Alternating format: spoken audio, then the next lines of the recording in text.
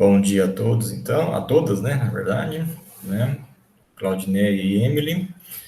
Hoje é 7/6, né, 7h15 da manhã. Iniciaremos, então, o nosso unidade 2, né, na verdade, né, o módulo 2, que vamos dar início, então, a referente a pessoas naturais dentro do nosso Código Civil. E se quem está acompanhando pela apostilinha que foi apresentado para vocês aí, perceba que o Código Civil, ele é dado pela Lei 10.406 de 2002, tá?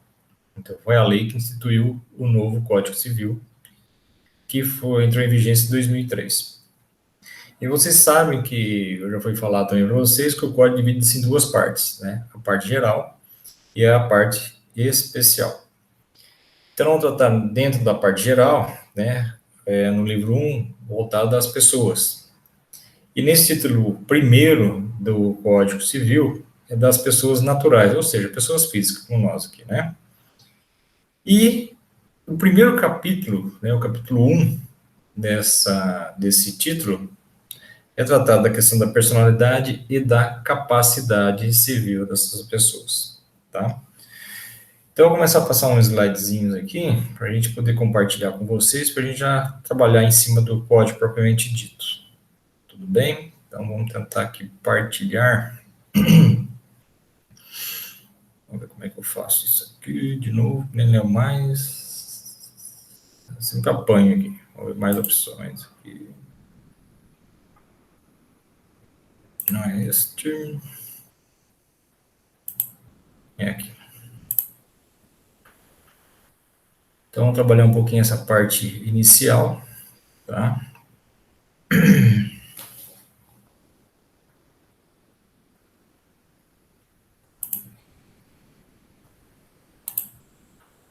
Então, vocês percebam lá, unidade 2, né? Lei 10.406, 2002, Código Civil, parte geral, livro 1 das pessoas, título 1 das pessoas naturais, e capítulo 1 das pessoas, capítulo 1 da personalidade e da capacidade civil, tá? Depois no capítulo 2 é voltado dos direitos da personalidade e no capítulo 3 da ausência, mas isso vai ser a posterior, tá? Vai vir a unidade 3 que eles vão trabalhar sobre a pessoa jurídica, eu falei agora para vocês também.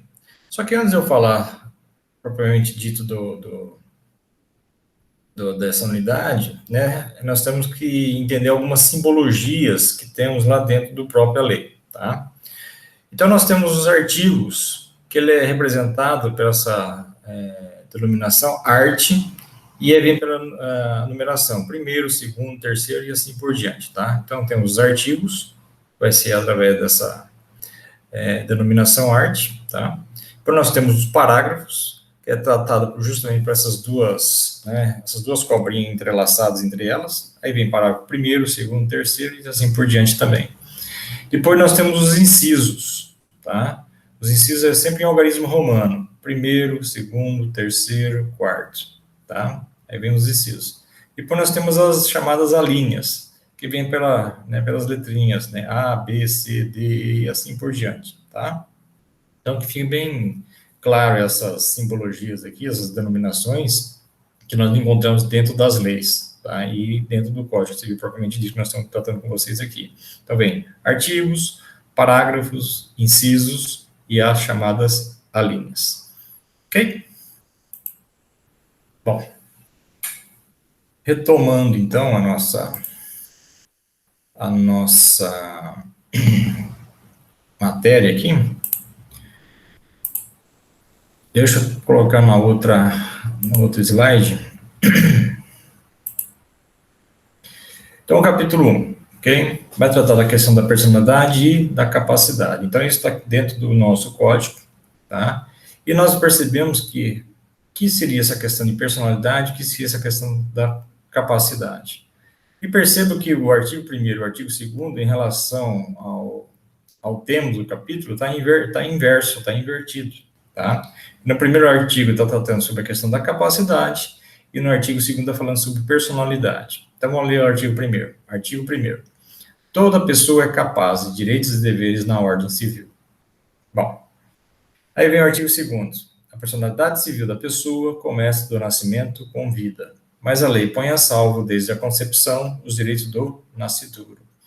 Percebo que a questão da personalidade e da capacidade está tudo interligado à questão de direitos e deveres, tá? Então, quando eu falo sobre personalidade, não estou falando sobre a questão de foro íntimo da pessoa, da formação dessa pessoa, mas sim, quando eu falo da personalidade ou da capacidade, estou falando sobre questões voltadas a direitos e deveres que o sujeito possa adquirir durante o período de sua vivência, tá? Então, o que seria personalidade? Poder de adquirir direitos e deveres. O que seria capacidade? Poder de exercer direitos e deveres. Tem diferença entre elas, tá?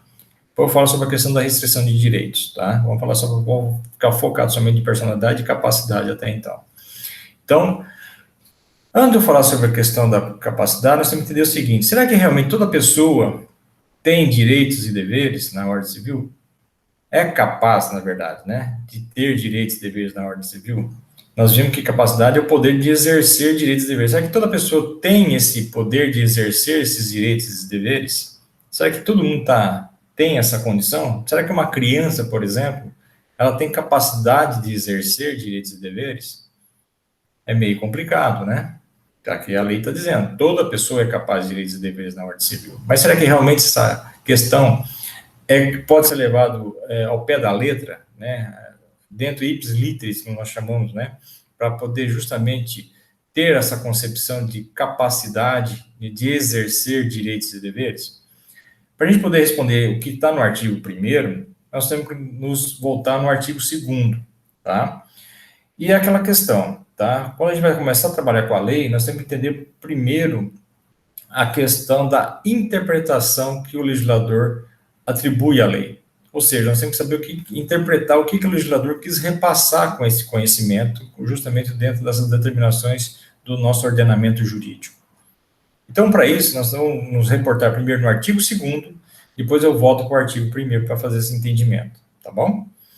Então, no artigo 2º, diz o seguinte: a personalidade civil da pessoa começa do nascimento com vida, mas a lei põe a salvo, desde a concepção, os direitos do nascituro. Bom, como a gente vai fazer uma interpretação de uma lei, a gente tem que ir por partes. Não adianta ler no todo, porque a gente não vai entender quase nada, tá? Qual seria a primeira parte? Até a primeira vírgula, tá? Nesse caso, até o ponto de vírgula, tudo bem? Então, diz o seguinte: a personalidade civil da pessoa começa do nascimento com vida. Veja bem, eu estou frisando muito bem essa questão com vida. Por quê? Caso algum indivíduo nasça morto ou natimorto, já não pode ter considerado a questão da sua personalidade. Como nós já vimos aqui embaixo, o que é personalidade? Poder de adquirir direitos e deveres. Então, quando você adquire tais direitos e tais deveres. Mas quando é que se dá essa aquisição? Quando é que se dá essa condição de poder adquirir direitos e deveres? A partir do nascimento com vida. Então, o natimorto, por exemplo, já não tem personalidade. Não é um sujeito que tem direitos e deveres. É uma pessoa que não teve essa condição. Por quê? Porque nasceu morto. E quando é que a gente sabe que alguém nasceu com vida? Olha que perguntinha mais, né, capciosa, na verdade. Bom, quando ela chorou, quando o médico foi lá e bateu no bumbum dela para ela poder, berrar lá a questão do choro, essas questões todas. Não. Existem vários exames que constatam que alguém venha ou não nascer com vida, tá? Um desses exames, vocês não precisam ter nenhum conhecimento, né, técnico referente a ela, né, mas para a gente poder, só para ilustrar, chama-se doximasia hidrostática de Galeno, tá? É um desses exames que se faz. Bom, o que se retrata justamente nesse exame? É verificar se houve entrada de ar nos pulmões. Se houve entrada de ar nos pulmões, houve abertura delas, tá? Houve abertura desses pulmões. Se houve abertura desses pulmões, houve o quê? Entrada de ar. Se houve entrada de ar, houve respiração. Se houve respiração, teve vida. Então, isso já garante, né, a esse indivíduo, né, que ele venha nascer com vida. Nesse momento, ele adquiriu o quê? personalidade, ou seja, tornou-se um sujeito com direitos e obrigações. Professor, Oi, e uma criança, um bebê, né, uma pessoa que nasce prematuro e aí ela não aguenta logo em seguida, tipo, passa um dia e ela não aguenta o nascimento. certo, E aí vem entendi. a falecer. O Aham. que que ocorre nesse caso? Não precisa nem ser um dia, pode ser basta um segundo, tá? Mas se houve a constatação que houve entrada de ar, se houve essa abertura dos pulmões, houve respiração. Se houve respiração, adquiriu personalidade. Você entendeu? Então, nessa condição, independentemente do tempo da pessoa, de vida dela, você entendeu? Basta que houve a comprovação dessa. Eu estou falando disso por causa desse exame, na verdade, pode ter outros também, ok? Mas se houve a comprovação que houve pelo menos um momento, né, de vida desse indivíduo, ele, a partir desse momento, ele teve personalidade. Ele passa a ser um sujeito com direitos e obrigações. Tudo bem? Entenderam? Para explicar essa condição melhor, eu vou passar para o próximo slide para você entender o que é a importância da questão de direitos e deveres, tá? Então, presta atenção.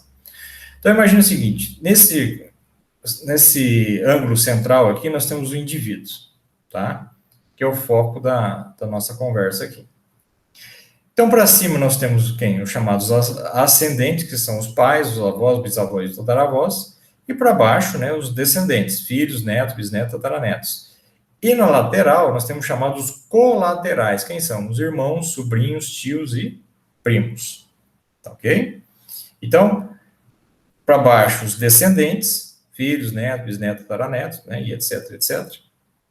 Acima, nós temos os chamados ascendentes, os pais, avós, bisavós, tataravós. E na linha lateral aqui nós chamamos de colaterais. Aí vem os irmãos, sobrinhos, tios, primos, e etc, etc. Bom, vamos imaginar o seguinte. Vamos contar uma historinha aqui para a gente poder justamente ilustrar essa condição. Tá? Então imagina o seguinte, nós temos um casal, tá? O João e a Maria, vamos pensar assim. Tá? Deixa eu ver se eu consigo voltar na minha imagem aqui, só para eu poder ilustrar isso. Então, nós temos o João e a Maria, tá? O João, o indivíduo, vamos dizer assim, bastante abastado, né? Ele tem bastante, uma pessoa milionária, vamos dizer assim, tá? Tem bastante recursos financeiros. Já a Maria, não. É uma pessoa, vamos dizer assim, que não tem condições financeiras alguma. Então, é uma pessoa pobre, tá? Em questão de recursos financeiros.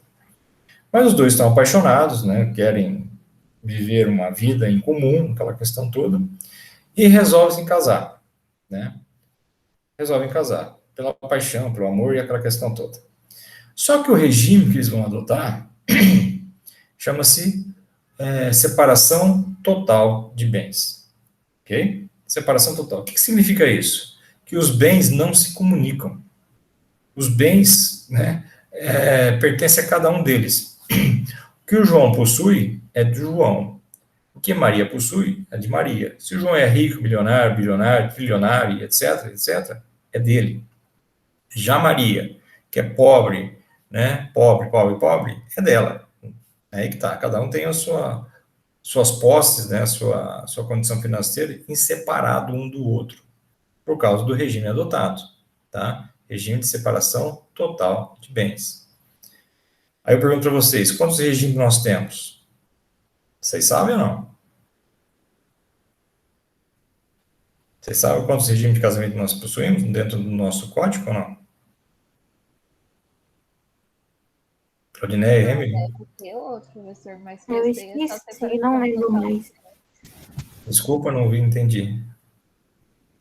Deve haver outros, mas eu não estou lembrada. Eu sei essa separação de bens, né? Separação total de bens.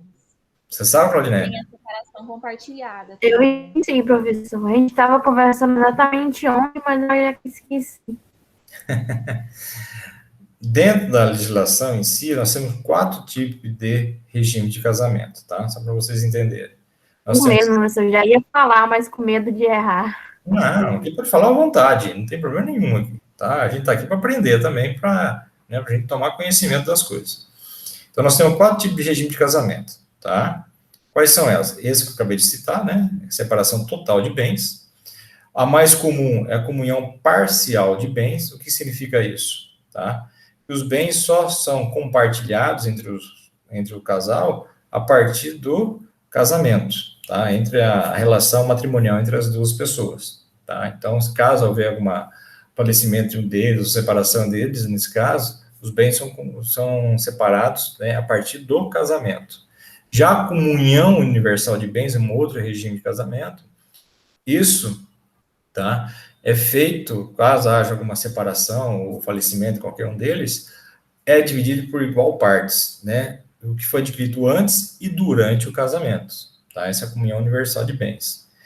Então, essas são as 3 mais comuns, tá? Só que tem uma quarta que foi instituída pelo código que nós estamos estudando agora, tá?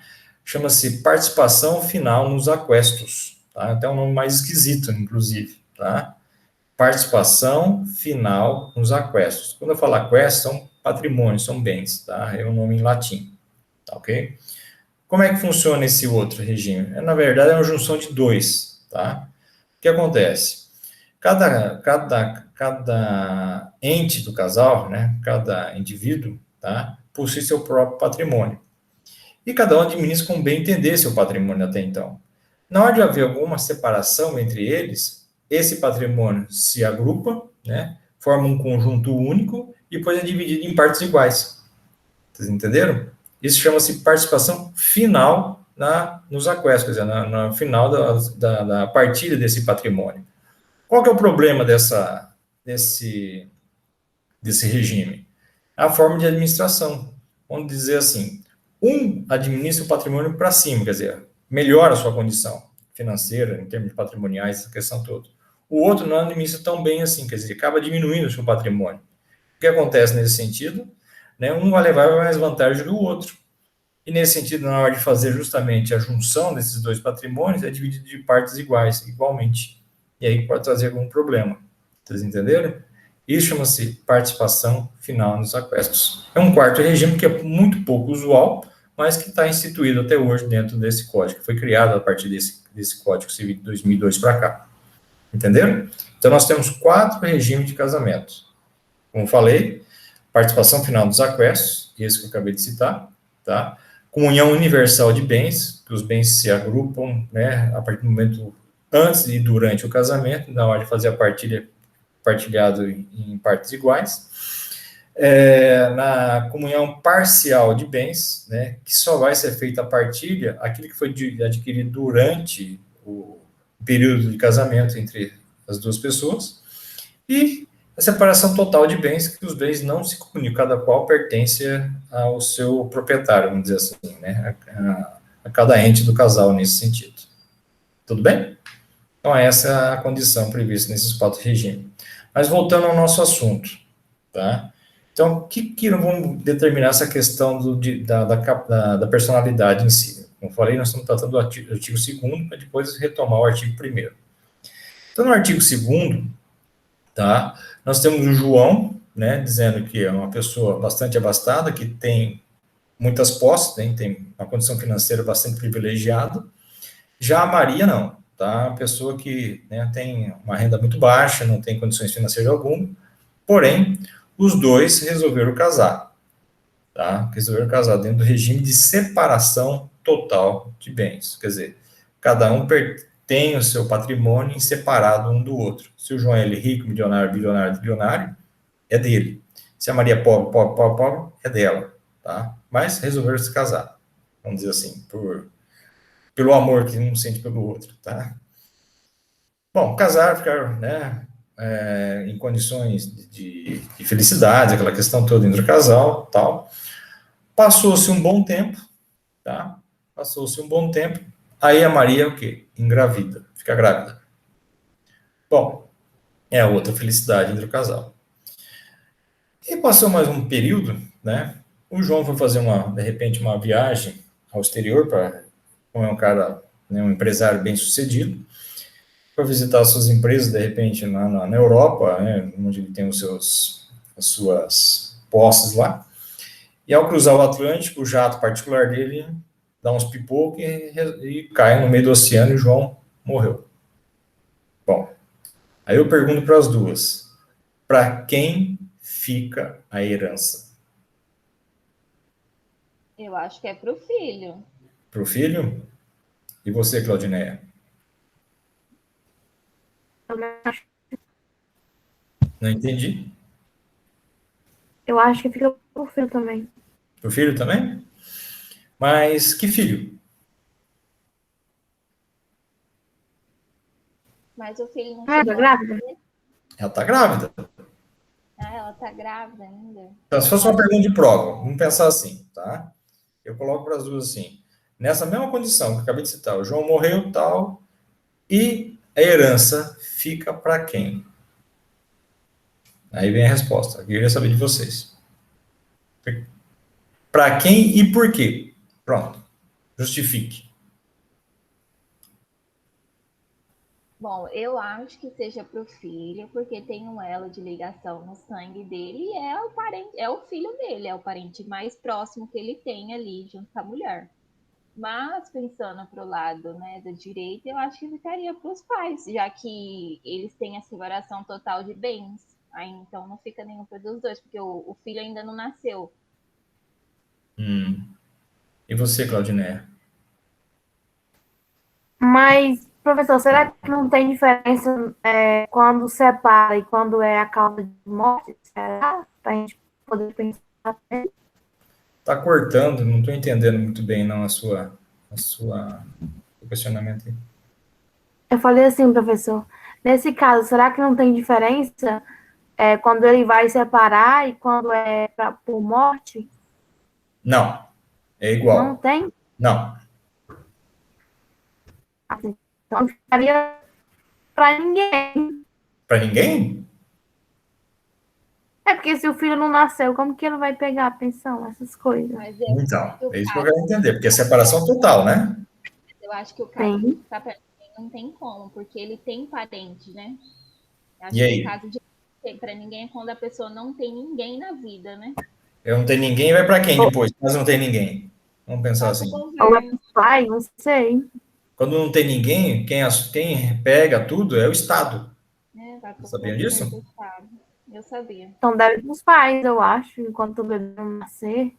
Pois é, e aí nós temos que entender uma questão de chamada ordem sucessória, tá? Se a gente poder compreender por que eu estou colocando essa situação, para justamente envolver várias situações aqui, né, em caso prático, tá? Para a gente poder entender justamente o funcionamento dessa questão da herança, tá? Então, vamos falar um pouquinho da ordem sucessória agora também.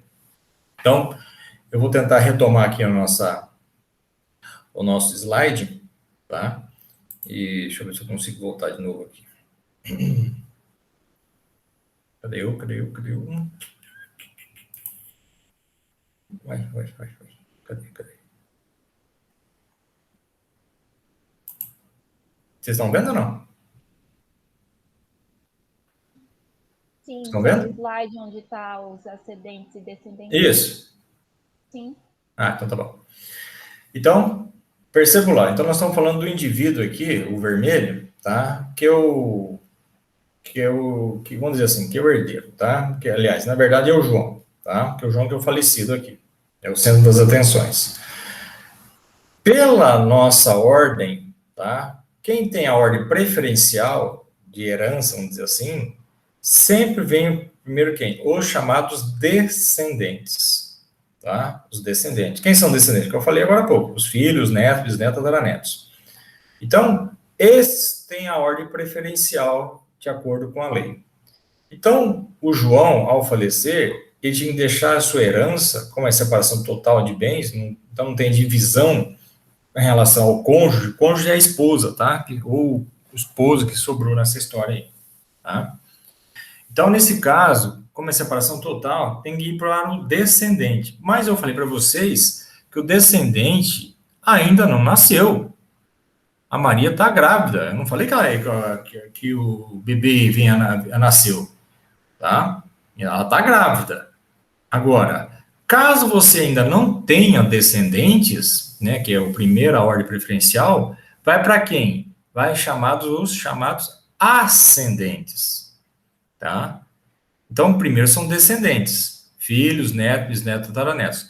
Não havendo nenhum destes, tá? Aí vai para quem? Os chamados ascendentes. Quem são os ascendentes? Os pais, os avós, bisavós e tataravós, se for o caso. Agora, caso não tenha nenhum descendente ou mesmo ascendentes, aí vai para os chamados colaterais. Quem são os colaterais? Os irmãos, sobrinhos, tios e primos, tá? Mas nós estamos ficando só nessa questão da linha reta aqui, né? Os chamados descendentes e ascendentes. Então, como eu falei agora há pouco, a Maria, né, a esposa, em separação total de bens, está grávida apenas, mas não está, né, com um filho ainda. Então, em princípio, nós temos, né, os chamados ascendentes, que seria o quê? Quem tem o direito de receber, justamente, caso não tenha os descendentes, né, a herança deixada pelo João, no caso, são os pais. Mas, voltando lá no artigo, né, então diz o seguinte, então a personalidade civil da pessoa começa do nascimento com vida.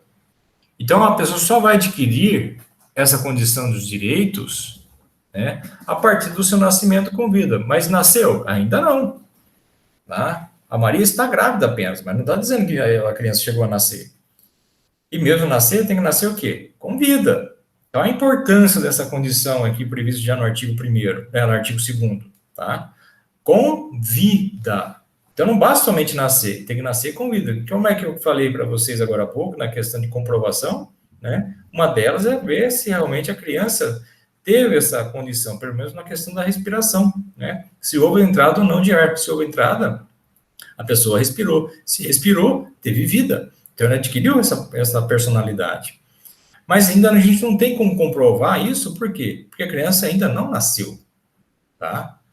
Mas agora que vem a importância da segunda linha, da segunda frase. Professor, oi, querida. Após a criança nascer com vida, e aí ela vai ter direito só a partir que ela criar maior idade? Ou não. Nasceu, ela já pode adquirir então, olha só no que diz a segunda parte do artigo 2º. Mas a lei põe a salvo desde a concepção. O que é concepção? Né? O que está no ventre da mãe, desde a gravidez. O quê? Os direitos do nascituro. O que é nascituro? Nascituro é o feto. Vocês entenderam? Então, na hora de você abrir um processo de inventário, por exemplo, né? Os pais, a Maria, seja lá quem for, tá? Que são os herdeiros nesse caso aí, tá? Que é a Maria, no caso, como representante do futuro herdeiro, vamos dizer assim, né? O juiz vai perguntar o seguinte, tá? Quem tem o direito? Bom, pela ordem, ele tem filhos? Ainda não. Então, pela ordem, seriam os pais. Só que a Maria pode manifestar, peraí, mas, doutor, o juiz, no caso, né? Eu estou grávida. Opa, você está grávida? Então, o que diz a lei? Faz a proteção desse nascituro, né? Quer dizer, desde a concepção, quer dizer, desde a gravidez da Maria, ela já vai ter o quê, né? Um salvo-conduto. De quê? Na expectativa de vir nascer com vida. Então, vai ser o quê? Vai dar uma suspensão nesse processo. O juiz vai determinar. Então, suspenda esse processo até constatar que venha ou não nascer essa criança com vida. Se vier com vida, aí muda totalmente a questão do quê? Da ordem sucessória, que eu coloquei lá agora há pouco aí embaixo.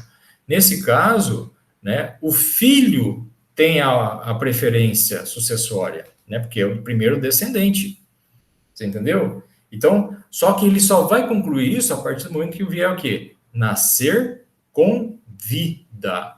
Então, ao invés desse patrimônio ir para os pais, vai se concretizar justamente o quê? A ordem sucessória, e partindo justamente de quem? Do primeiro descendente, que é o filho do João, ao nascer com vida. Então, a importância justamente dessa condição prevista na lei. Então, é detalhes, tá? Então, não basta somente nascer. Tem que nascer com vida, porque a criança também pode nascer o quê? Morta. Natimorto não tem direitos e nem deveres. E não, ou melhor, ele não tem personalidade civil. Vocês entenderam? Então, essa personalidade é quando a pessoa adquire direitos e deveres. Mas em que momento que ele adquire essa condição? A partir do nascimento com vida. Teve essa condição, ele vai adquirir o quê? Todo o patrimônio deixado pelo seu pai. Ele vai ser o único herdeiro, né, da ordem sucessória para receber totalmente esse patrimônio deixado pelo seu pai. Por quê?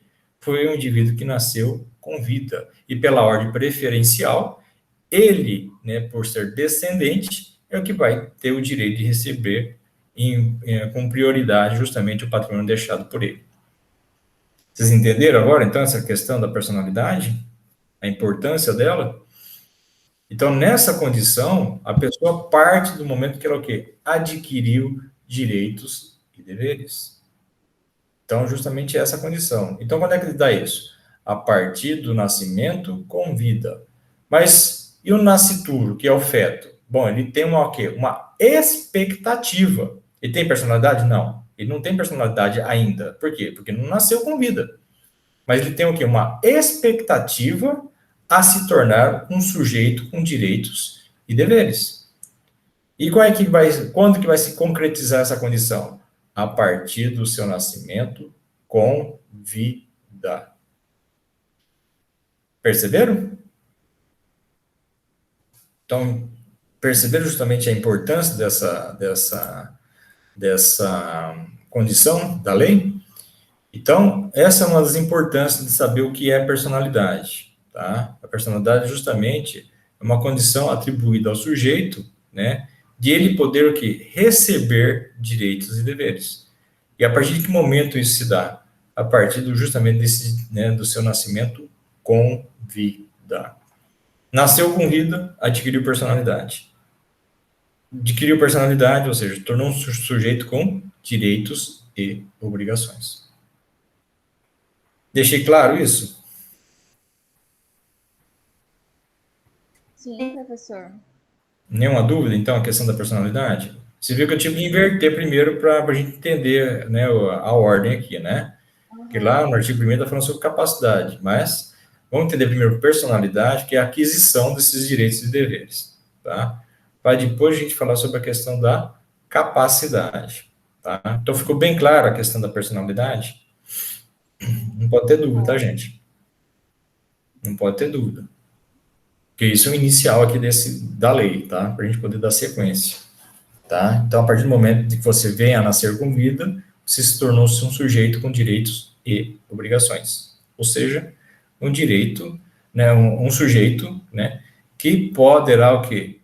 Assumir toda e qualquer responsabilidade, assumir a responsabilidade, não, vai poder justamente a aquisição dessa condição prevista na norma, que é direitos e deveres. Uma delas é a questão da ordem sucessória, que eu acabei de citar como exemplo aqui agora para vocês. Ok? Bom, com isso, eu vou retomar então agora o artigo 1º. Tá bom? Vamos tentar de novo aqui para ver se eu me acho. Não sei por que eu apanho tanto aqui. Ai, ai.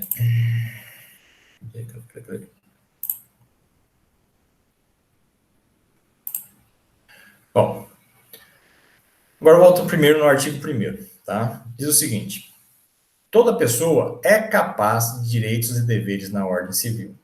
Aí eu volto a fazer uma pergunta novamente para vocês. Será que realmente toda pessoa é capacitada para poder o quê? Exercer direitos e deveres, segundo, né, a própria lei está dizendo lá embaixo? Como falei, capacidade é o poder de exercer direitos e deveres. Em que momento a gente pode exercer esses direitos e deveres? Vamos pegar o exemplo que eu acabei de citar para vocês aqui. Então veio a nascer o filho do João, Joãozinho, tá? Então, Joãozinho, né, nasceu com vida, ou seja, ele teve personalidade. Então, ele adquiriu, adquiriu a condição, né, de receber a herança deixada pelo seu pai. Agora, será que ele vai poder exercer esses direitos e esses deveres?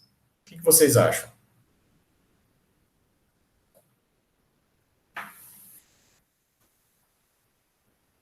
O senhor pode repetir, professor? Cortou para mim. Eu falei o seguinte: na personalidade, a pessoa adquire, né? Direitos e deveres. Agora, na capacidade, é o poder de exercer direitos e deveres. Aí eu volto a perguntar para vocês novamente, né? Será que, né, o Joãozinho, né, o filho do João, né, acabou de nascer com vida, que acabou de adquirir a personalidade, ele pode exercer esses direitos e esses deveres? O que vocês me falam? Se ele nascer com vida, que nem o senhor falou, ele pode. Ele pode exercer? Sim, porque ele é o descendente, né, o mais próximo, que vai a nascer com vida. Uhum. Ele adquiriu. Então, mas eu acho que ele só vai poder exercer a partir do momento que ele entender, né? Aí que está a questão, né? Quando é que a lei determina que ele pode exercer? Quando ele começa, quando ele tem a questão desse entendimento que você acabou de citar. Em que momento? Aí eu acho que é a partir da maioridade, né? É isso aí. É uma das questões, voltada pelo menos para a idade, a partir do momento que ele atinge o quê? A maioridade civil. Quando é que é a E o maioridade que civil? acontece? 18. 18 anos completos. E o que acontece até ele completar 18 anos com uma Pois é. gravidez? E aí, como é que fica essa A questão? Maria pode exercer por ele? Não pode. Será que não? Não sei, porque foi total separação de bens. Mas Então, aí o bem já não é mais do João, né? não é. Do João já pai, mandou. é do João Filho. João Então, Filho. eu acho que sim, ela pode, né? Aí que tá, né?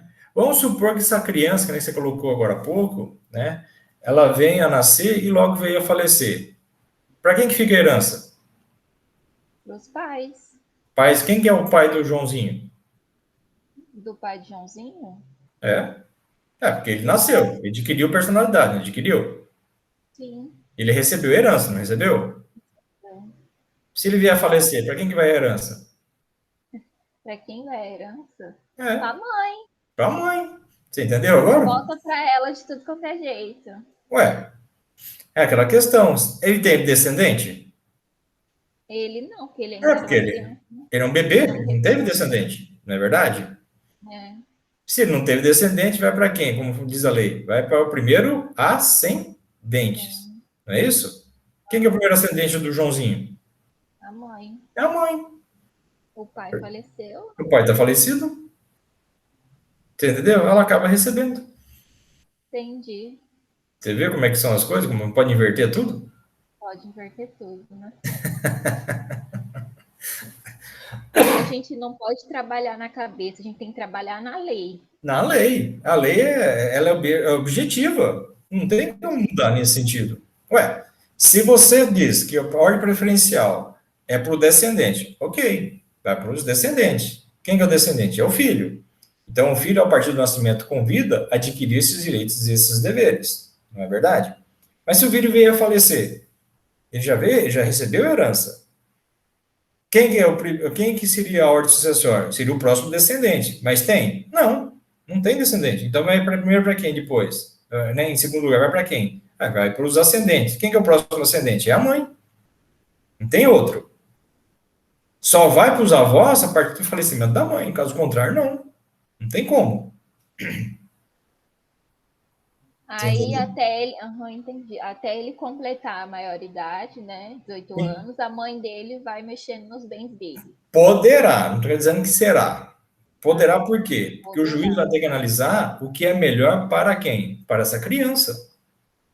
O juiz vai analisar. Ela pode usar em usufruto dele, né? Pode, A lei, pode. tipo, Para mantê-lo, é tudo isso. O juiz vai entendi. determinar. Mas o juiz vai analisar o que é melhor para quem? Para essa criança. Porque a criança não tem condições ainda de poder justamente administrar seu patrimônio. Né? É uma criança, é um bebê. Não tem nem noção, não sabe nem por que está ali ainda. Você entendeu? Só vai ter essa condição quando a lei prevê a condição. Qual é? Quando atingir a maioridade civil, que é 18 anos. Até então, vai ter que ter o quê? Um tutor.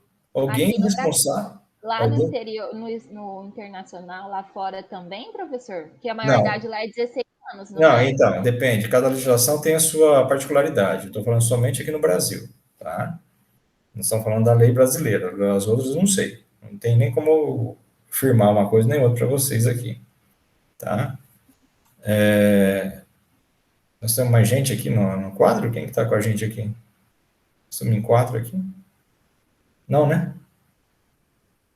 É eu, você e a Claudineia. Um é que você está apresentando. Ah, tá. Então tá bom. Desculpa.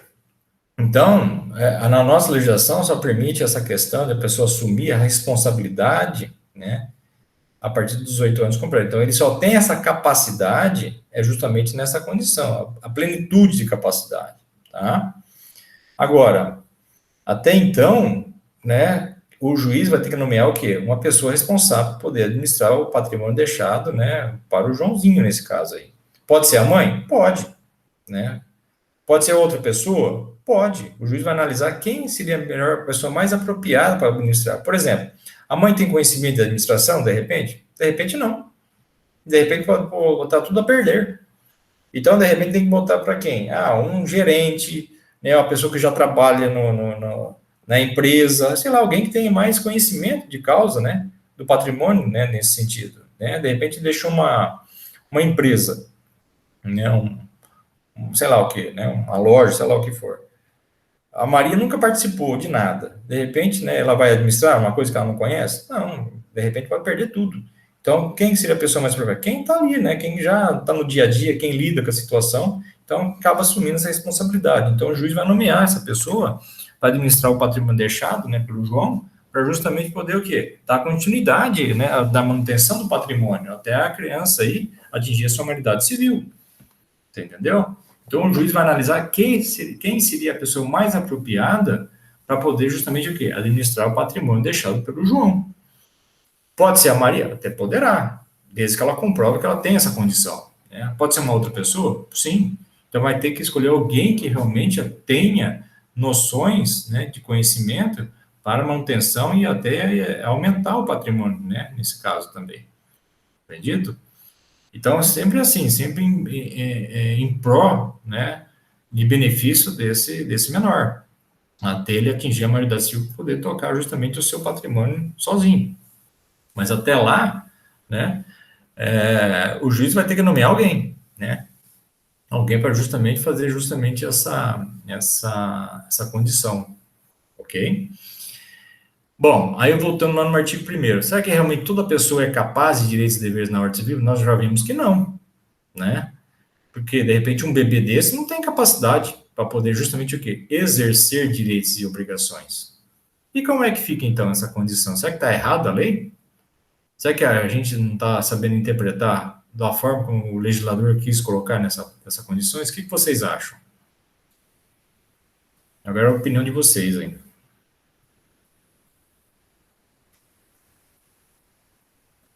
O que vocês me dizem? Eu não entendi a pergunta, professor. A pergunta é o seguinte, a lei está dizendo o seguinte, no artigo 1º, toda pessoa é capaz de direitos e deveres na ordem civil. Minha pergunta é, será que realmente toda pessoa é capacitada para poder exercer esses direitos e esses deveres? O que vocês me falam? Não, né? Porque a gente já viu o caso do Joãozinho. Pois é. E aí, a lei está errada? Não, também, que é lei. Mas pode ser que sim. Mas como é que a gente então interpreta essa condição que o legislador colocou?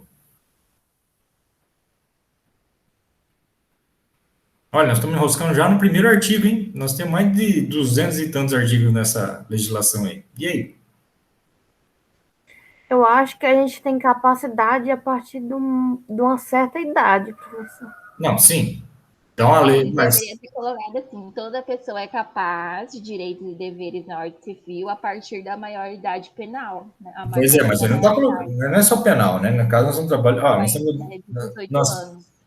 então, só que nós temos que entender o seguinte, a maioridade penal e a maioridade civil é a mesma, tá? São 18 anos. Nós estamos falando aqui no Código Civil, não é penal não, tá? Então nós temos que separar isso também. Não é que a gente é acostumado a falar 18 É, anos maioridade eu penal, sei.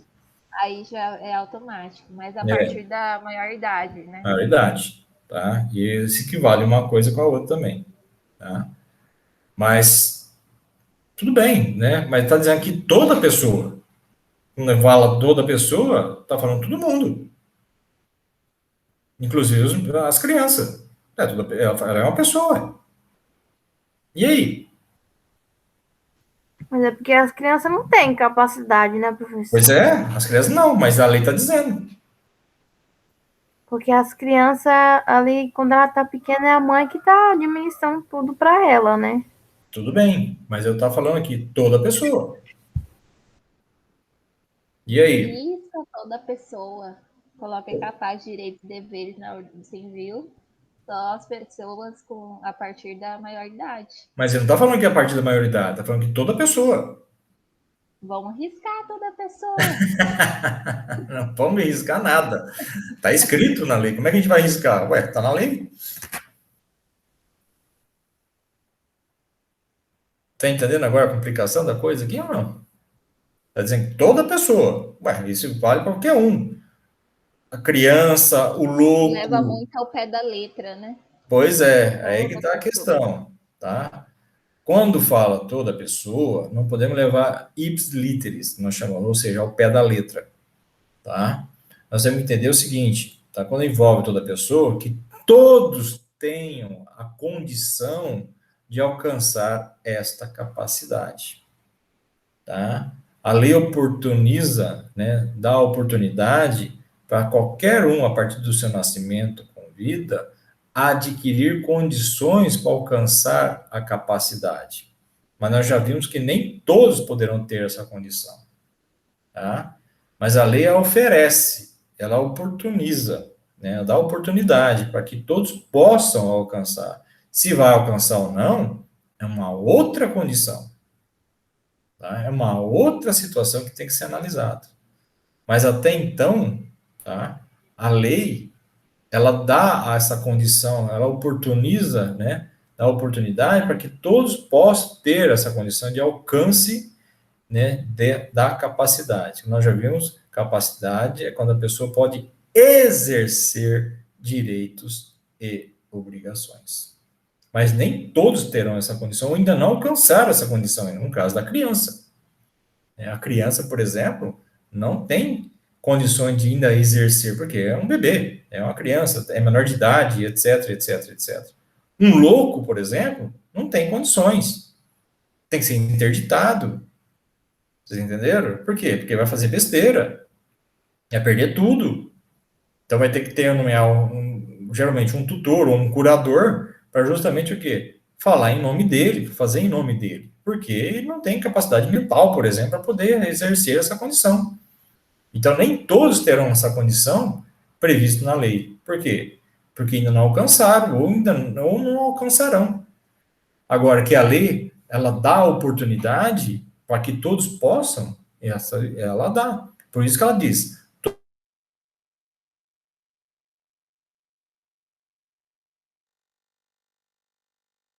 basta alcançar, né? Basta justamente ter a condição de ter esse exercício desse direito. Se vai ter ou não, é uma outra condição. Mas eu estou oferecendo. Se vai, aquele que vai ter essa condição, vai se agarrar a essa condição, é um outro detalhe. Isso depende de cada um. Entenderam, então? Então, a forma como o legislador quis que a gente interpretasse dessa condição. Não é que dizendo que todo mundo tem, quando todo mundo vai exercer. Não é isso. Todo mundo tem a oportunidade de exercer. Né? Cada um de nós vai ter essa condição, desde que preencha os requisitos necessários. Desde que cumpra o que a lei determina. Se cumpriu, ok. Senão, não vai ter essa condição. Ficou claro isso para vocês? Sim. Sim? E você, Emily? Sim, ficou. Então tá. Então, a lei, nós temos que saber também como é que o legislador interpreta, quer dizer, expõe para a gente poder saber interpretá-la. Tá? Nós temos que fazer um exercício agora de interpretação do que o legislador impõe também, tá? Que a lei impõe nessa condição. Neste caso, dizendo que toda pessoa é capaz de direitos e deveres na ordem civil, ele está dando oportunidade para qualquer indivíduo, na verdade, né, exercer tais direitos e tais deveres. Porém, para isso, né, tem que preencher os requisitos necessários. Se não chegou a atender nenhum desses requisitos, não vai exercer. Tá? Não vai exercer. Agora, quando preenche, tudo bem. Vai ter essa condição. Certo? Então, toda pessoa é capaz de direitos e deveres, todos terão a capacidade, né, de alcançar esses direitos e esses deveres. Tá? Então, é dessa forma que a gente vai interpretar o que está no artigo 1º. Tá? E, como eu falei agora há pouco, a personalidade civil da pessoa começa do nascimento com vida. Então, a pessoa tem que nascer com vida para adquirir justamente essa personalidade. Tá? E o que é a personalidade? É o poder adquirir direitos e deveres. Capacidade de poder exercer direitos e deveres. Tá? Então, essa é a diferença de uma e de outra. Mas você teve aquisição, você adquiriu personalidade. Outra é você exercer esses direitos, esses deveres, capacidade. Você tem que ser capaz para isso. Ok? E só para a gente finalizar essa parte dessa primeira condição aí, vamos falar da questão de restrição de direitos, tá? Que não tem nada a ver com de personalidade nem com capacidade civil, tá? O que é restrição de direitos? Como é que está colocado ali no slide? Poder limitado imposto pela lei no uso de direitos e deveres, tá? Que não tem nada a ver com a questão da aquisição e nem do exercício de direitos e deveres. Como assim? Eu já falei agora há pouco do casamento, né? Então, vamos supor que a pessoa, né, ao casar, né, dois indivíduos ao casar, tá? Adquiriram, por exemplo, um bem imóvel, tipo uma casa, tá? É um bem imóvel, é a casa. E eles resolvem vender, eles não, né? O marido resolve vender a casa. Então ele pega e faz lá o contrato de compra e venda e tal, e faz escritura, né? E só ele assina. E essa casa pode ser vendida sim ou não? O que vocês acham?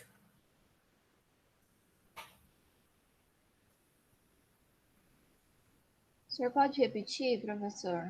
Eu tenho um casal, né, que tem um bem imóvel em comum, tá? Eles adquiriram uma casa.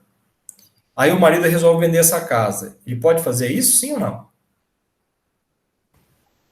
Se for dele da mulher, não. Não entendi. Desculpa, fala um de cada vez. Fala primeiro, Emily. Se os dois assinaram o contrato, não. Agora, se um assinou, eu acho que sim, porque aí é o direito dele, né? Ele assinou. Então, se os dois assinarem, não pode vender a casa, é isso? Não, se não houver uma conversa antes, né? Porque a casa é dos dois, né? É casa dos dois. E aí? E aí ele não pode vender, porque se ele não comunicar ela, Ah, tá. Agora eu entendi. Eu achei que você estava falando o inverso. E você, Claudinei? Também acho, professor, que se bem for dos dois, ele não pode vender sem ela autorizar, sem a assinatura dela, né? É isso aí, tá? Para bens imóveis, tá? Tem que ter a assinatura dos dois. Um sozinho não vende, tá? A lei proíbe. Isso é uma restrição de direitos, tá? Mesmo os dois sendo maior de idade, sendo tudo certinho, tá? Foi a aquisição dos dois, tá? Foi a aquisição do casal. Só pode haver a venda dessa casa caso haver a assinatura dos dois. Os dois têm que conceder essa venda, tá? Nós chamamos de outorga uxória, tá? O que é outorga uxória? É assinatura da outra parte também. A outra parte também está concedendo essa condição de venda. Então, na verdade, não é questão da capacidade da pessoa, não. A pessoa tem plena capacidade, porém, ela tem uma restrição a essa condição que a lei prevê, tá? Um impedimento, vamos dizer assim, tá? Então, a lei impede que o indivíduo possa fazer qualquer ato, né, contrário que a lei determina nesse sentido. Isso é uma restrição de direitos, tá? Então, não tem a ver a questão da capacidade. A capacidade a pessoa tem, ela pode exercer direitos e deveres, como qualquer outro indivíduo. Porém, Isso é um impedimento que a lei determina, que nenhum indivíduo, né, tenha a condição de fazer um ato sem, né, a concessão do outro, sem o consentimento do outro. Nesse caso, da venda de um bem imóvel, tá? Então, essa é uma condição prevista na legislação, só para vocês entenderem a diferença de um e de outro. Professor, Oi, me veio um Claudinete, está cortando, não entendi. Repete? exemplo agora que me veio uma dúvida. Tá, Se fosse uma casa, tá cortando, tá falhando. Tenta de novo. falei uma pergunta agora, Não tô te não está dando entendendo. para entender? Não tô entendendo. Tá cortando, tá falhando.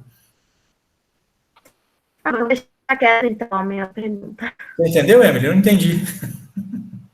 Também não, escreve no chat. Escreve no chat, então, porque eu não entendi. Enquanto ela escreve, eu tenho uma dúvida, professor. Tá. É um casal, eles estão juntos. Aí, de repente, não. Eles se separam, né? Separação compartilhada parcial dos bens. E aí separa, né, metade para um, metade para outro, né? Dos bens que foram adquiridos durante o casamento, tá. Durante o casamento.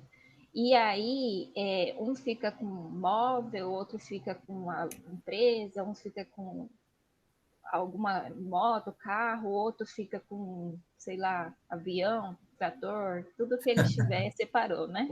Tá. E aí vem os filhos, né, os descendentes. Os filhos já estão crescidos, né? O que acontece nesse caso? Como é que Não, fica a situação do filho? não fica nada. Só fica na questão da manutenção deles, tipo, uma pensão alimentícia. Né? Os bens é do casal. Porque nenhum dos dois faleceu, a não ser que queira transferir alguma coisa para os filhos, mas até então, o bem é deles. Eles fazem o que bem Eles entenderem. podem fazer o que bem entender. Fazem o que bem entenderem. Aí vem a falecer um deles. Aí o Aí bem sim, cai para o aí filho. passa a questão da herança para os filhos, né? Da parte daquele que faleceu. Mas enquanto todos estão em vida, o bem dos pais não tem nada a ver. Nada a ver. Nada a ver. É dos pais. São deles. Né? Eles fazem o que bem entendem. Que bem entender. Entendi. Entendeu? Claudinei escreveu ou não? Eu não sei. Vou deixar minha dúvida, professor. É muito grande. Tenta falar de novo, então, porque não entendi mesmo. Estava cortando, viu, Claudinei? Quer tentar de novo? Melhor deixar quieto, professor. Eu vi Tá agora. cortando. Não, agora ficou. Agora eu vi. Pode falar.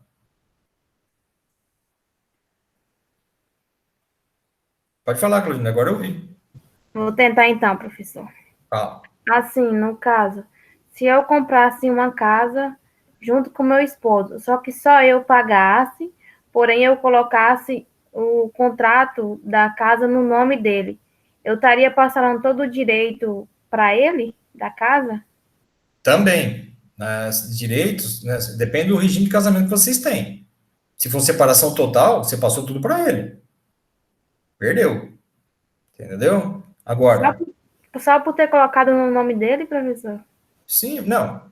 É aquela questão. Vai depender do regime de casamento que vocês adotarem. Se for separação total, você passou para ele, transferiu. Entendi. Agora, se for comunhão parcial, que é o normal, não, cabe a vocês dois. Só que você que arcou né, com a compra da casa, né? Certo é ser compartilhado. Mas independente de se eu colocar o nome dele, você pode deixar no seu, porque vai ser partilhado do mesmo jeito. Né? A não ser que você faça um pacto antinupcial, que é um pré-contrato de casamento, que vai justamente determinar essa outra forma de regime, separação total de bens. Nessa condição, se você fizer em seu nome, esse bem não passa para ele, é seu. Tá? É seu, Sim, entendi. é somente seu. Tá? Então, é essa a condição. Esse pré-nupcial que o senhor falou, Pacto pré-nupcial. Tá? ele tem relação com com aquela coisa que eles dizem, tipo, a partir dos 3 meses ambos têm interferência ou isso não existe, professor? Não, essa você está falando da união estável, né? Isso, que diz que a partir dos 3 meses as pessoas já têm Não, relação. essa é uma outra situação que as pessoas acham que tem relação, pode até ter uma certa forma com relação com o tempo, mas não é isso que determina a questão da união estável, tá? A união estável, o efeito dela vai ser igual da comunhão parcial de bens. Aquilo que foi adquirido durante o casamento, durante o companheirismo, vamos dizer assim, né? Entre as partes, é dividido em partes iguais, tá? Mas não é essa questão do tempo propriamente dito que é um dos fatores. Pode até ser, né, um dos complementos de poder comprovar a união estável. Mas o que determina a união estável? Se você tem o ânimos, que nós chamamos, tá, de estarem juntos e construir uma família. O que determina isso? Por exemplo, o tempo de estarem juntos pode até ser, mas não é um fator determinante. Por exemplo, se eu namoro uma pessoa há mais de 10 anos, mas cada um fica na sua casa, isso não é união estável. E aí? Passou mais de 3 meses, estou namorando 10 anos, mas cada um está na sua casa. Eu quero constituir família com ela? Não, estou junto só. Você entendeu? Não, entendi. É porque eu escuto muito isso, A né? gente fala, né? A gente ouve A pessoa das fala assim, pessoas, mas não eu é tô assim que determina. separada e vou correr atrás dos meus direitos. Mas aí você pergunta para a pessoa, quanto tempo você tem com a pessoa? Ah, 1 ano, 2 anos. Você tem algum filho, alguma coisa com essa pessoa? Não, a gente só namorou, a gente só ficou morando junto, mas aí a gente separou. Então, mas às vezes Eu não acho estar que nem isso morando não junto, né? Aí às vezes fala, existe. não, a gente comprou algo em comum, tipo uma casa, né? Comprou um terreno. Então você está adquirindo uma forma de construir família com essa pessoa, mas se você não comprar dessa forma, não, vocês estão juntos só. Vocês estão namorando de repente. Não é união estável. E tá te Aham. enrolando. Não adianta nem a pessoa correr atrás do direito dela, né?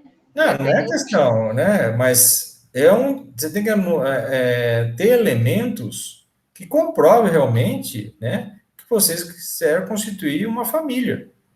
Não simplesmente estar junto. Estar junto, você pode estar há 20 anos junto, mas cada um na sua casa, cada um, né, do seu jeito, cada um tem o seu próprio patrimônio, sei lá, né? Não fizeram nenhuma partilha em conjunto entre isso, entre vocês. Não quer dizer nada. Agora não, nós estamos trabalhando em conjunto, economizando junto para ter tal bem, para não sei o que, sabe? Vários fatores, nós estamos morando juntos, etc, etc. Quer dizer, os vizinhos podem comprovar isso também, porque não, eles vivem maritalmente na mesma casa, né? E assim, quer dizer, algo que realmente condiciona que é uma família. Você tem que comprovar que vocês estão construindo família. Agora, cada um na sua vida, cada um fazendo o que bem entende, cada um morando na sua casa, não sei o quê. Isso não quer dizer nada. Professor, Hum. união estável também é um casamento ou é diferente? É um casamento, só que tem algumas restrições em termos de direitos também, né? Então, para você realmente ter a plenitude, né, tem que casar dentro do civil, aquela questão toda, mas não quer dizer também que é um impedimento, né? Vai restringir uma coisa ou outra, né? Até na questão da herança, até na questão de pensão, né? Hoje está bem amplo essa questão da união estável também, né? Mas existe uma outra, é que eu não vou lembrar agora de cabeça, né? Eu tenho que procurar na lei, propriamente dito, né? Mas vai ter algumas restrições em relação ao casamento, propriamente dito. Tá bom? O negócio é comprovar, né? É Tudo isso. comprovar. Tudo depende de Comprovar. provas. A lei precisa de provas, isso mesmo. Provas, né? Você tem que ser uma questão bem robusta, tem que ser algo bem consistente, E né? trabalhar com a verdade também, É, né? lógico, né? Isso facilita bastante. Aquela pessoa que mente ou cria uma situação falsa acaba entrando em contradição e acaba perdendo, e é pior, né? O juiz vai perceber isso, ele Assim, vai. a profissão direito é muito bonita, só que a direito criminal eu sou totalmente contra. É, Totalmente contra, porque eu não sei como eles conseguem provas verdadeiras de uma pessoa que fez um ato criminoso, terroroso, né? Não sei. Mas isso é minha opinião. eu Mas, também, eu também não atuo na área penal, não gosto, né? É uma questão de foro íntimo meu, né, tal. Mas a gente tem que pensar o seguinte: para poder condenar alguém, essa pessoa tem que ter a defesa. Você não consegue, você não impõe nenhuma restrição, nenhuma penalidade a essa pessoa. Só consegue condenar alguém quando alguém tem o direito à defesa. Caso contrário, então tem que ter um defensor, tem que ter um advogado para defendê-lo. Porque você nem pode ser nem assim, nem pode ser nem condenado. Né? Você entendeu? Porque a lei prevê dessa forma. Então muita gente fala, como é que o indivíduo vai defender fulano cometeu tal coisa e tal, né? Fez essa barbárie, fez, sei lá, qualquer coisa nesse sentido. Bom, mesmo que a pessoa também não concorde, né, ele tem que agir como profissional, que é a profissão dele. Né, ele tem que acreditar na pessoa. Agora, para condená-la, essa pessoa que cometeu essa situação, a pessoa que, né, fez a barbárie tem o direito à defesa, tem o direito a um advogado. Caso ele não constitui, o Estado fornece. Por quê? Porque ninguém pode ser condenado sem qualquer prévia defesa, vamos dizer assim. Essa é a previsão da lei. Né? Então, por mais... Eu tenho um tio que ele no começo ele era advogado criminalista, né? Que agora ele já está em outra estação, outro superior dele na carreira dele. E aí ele pegou uma causa ali no Barra do Bugres, onde a mulher tinha estrangulado o homem. Nossa. Sim. E aí a família correu atrás, né? Na justiça, para poder prender a mulher. E aí meu tio pegou essa causa. Ele estudou muito, muito, muito, muito, muito. E aí chegou o dia da audiência da mulher. E a outra parte, né, da parte da família do homem não tinha palavras, não tinha forma de se expressar direito, argumentos que concorresse contra a mulher, né? Uhum. E aí meu tio acabou ganhando a causa por causa disso. O advogado deles não teve argumento suficiente para convencer, né, prova suficiente para convencer o juiz de condenar a mulher. Entendi. E a mulher está solta. Acabou sendo absolvida nesse sentido. Aí que tá o negócio. E aí depende do profissional também, né? A forma como é conduzida, né? As arguições, né? As comprovações. Só o caso da mulher ter estrangulado o homem já é terrível, né? Uma prova. Pois é, eu também acho, né? A gente que, vamos dizer assim, os leigos, então, que não está dentro do processo, né? Acham um absurdo. Só que aquela situação, o que depende, o mundo jurídico está no processo. Lembra aquela historinha que eu contei para vocês lá, que eu consegui derrubar também uma audiência de indenização, né, de acidente de trabalho? Né? A princípio, quem ouve, né, é um absurdo, a pessoa morreu carbonizada dentro do serviço dela, foi botar fogo na cana, a cana pegou fogo e cercou, a pessoa acabou falecendo. E a família solicitou justamente o quê? Né? A indenização, e do direito dela, né? Só que no momento a gente acabou derrubando por quê? Por falta de uma simples o quê? Citação correta. Então são detalhes, né, que a gente se agarra e acaba modificando todo um resultado. Né? Isso vai depender de cada profissional, analisar, ver o que tem de falha, de repente tendo um processo, e acaba anulando, de repente, esse processo todo. Por causa do quê? Porque a lei determina. Então, isso depende do bom profissional, daquele que realmente estuda, tem conhecimento, para justamente o quê? Inverter, ou derrubar, ou invalidar, seja o que for, qualquer situação que a gente pode achar um absurdo. Mas como uma pessoa que foi, né, sofreu tal dano, e ainda não foi, a empresa não foi responsabilizada. Entendeu? Por quê? Que vai para o direito está no mundo jurídico. E o mundo jurídico está dentro dos autos, está dentro do processo. Então, pouco importa o diz que me disse, o que eu acho, isso, eu acho. Não tem achismo. No direito, é a comprovação, são os objetivos, né, o que determina a lei. E é aí que está a questão. Quando você está de fora, você não sabe o que está sendo arguido, né, você não sabe o que está sendo determinado. É difícil, então, a gente opinar dentro de um trabalho de alguém se a gente não tem conhecimento da causa e do próprio processo, né? A questão de a gente ter essa clareza é justamente isso. Então, muitas vezes as pessoas são leigas, né, e opinam, mas não tem conhecimento de causa, não tem conhecimento do processo em si, né? da audiência que ocorreu lá dentro, o que aconteceu. Quem vai saber são as partes e o juiz. Esses vão saber, porque eles estão analisando justamente aquilo que tem como comprovação, aquilo que tem de arguição, né? E, lógico, né, dos estudos de cada parte também. Então, isso vai depender muito daquilo que analisou, né, do que ele viu de específico, de repente, algo assim. Então, o direito trabalha muito em detalhes, como eu falei agora há pouco, né? A pessoa só tem personalidade a partir do momento do quê? Que nasce? Não. Nascer com vida. Se eu perguntar para vocês, quando é que a pessoa tem personalidade? Aí vocês vão falar, a partir do momento que ela nasce. A lei está clara. Nascer com vida. Aí sim, ela tem personalidade. Simplesmente nascer, não quer dizer nada. Pode nascer morta. E aí? São detalhes. O direito trabalha com esses detalhes. Ficou claro isso, então, Emily? Claudineia? Sim, professor.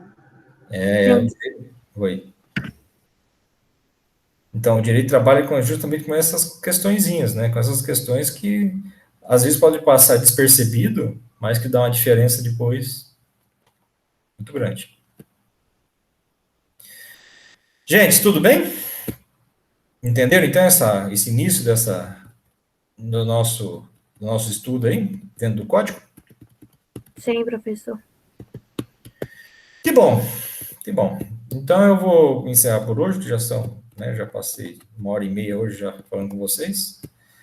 E na próxima aula a gente dá sequência. Então, começa a analisar já, então, né, o que a gente vai estudar. Depois eu vou falar sobre a questão de incapacidade, né, que eu vou trabalhar com vocês na outra aula. E aos plenamente capazes depois. Então, eu agradeço pela presença, né, de vocês, Emily e Claudineia, tá? A gente se vê, então, na próxima segunda. Tenham uma boa semana e depois eu lanço as notas lá para vocês lá, tá? E dos outros também que não compareceram hoje, mas que já fizeram a minha avaliação. Tá ok? Então, a partir desse momento, a gente vai fazer a segunda avaliação, tá? A partir desse capítulo 1º aqui. Ok, Tá bom, professor. Então, eu agradeço. Tenham um bom dia, uma boa semana, muita saúde para vocês e tudo de bom. Okay? Obrigado, professor. Desejo mesmo. Obrigada para você também. Então, tá bom. Tchau, professor. Tchau, queridas. Um abraço a todos.